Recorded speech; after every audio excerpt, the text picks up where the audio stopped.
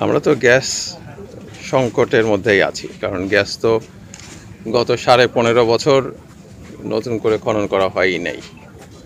বাপেক্সকে বসিয়ে রাখা হয়েছিল। এখন ভোলাতে কিছু গ্যাস পাওয়া গেছে, বাপেক্সের উদ্যোগে আবার গ্যাস খননের চেষ্টা হচ্ছে। আমরা যদি গ্যাস পাই তাহলে সেই সংকটটা চলে যাবে। সেই জন্যই আমরা কখনো এই কারখানা কখনো ওই কারখানা এইভাবে করে সার উৎপাদনের চেষ্টা করছি, যেন দেশে সারের সংকট না থাকে, যেন কৃষকরা তাদের কৃষিকাজের জন্য সার পান। এটা হচ্ছে আমাদের লক্ষ্য। এই লক্ষ্য বাস্তবায়ন করতে যে চ্যালেঞ্জগুলি তো আছেই। আপনারা জানেন যে গ্যাস যদি আমরা নিরবচ্ছিন্নভাবে পেতাম তাহলে সমস্ত কারখানাগুলো চালু রেখে আমাদের সার আমদানি করতে হতো না। তারপরে আমাদের আমদানি করতে হয়, এই অবস্থাতে আছি আর কি। মাঠের অলরাউন্ডার আমি, আর ঘরের অলরাউন্ডার টাইলক্স।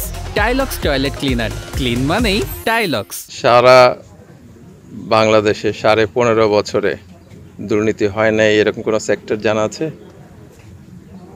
জানা থাকলে জানায়েন।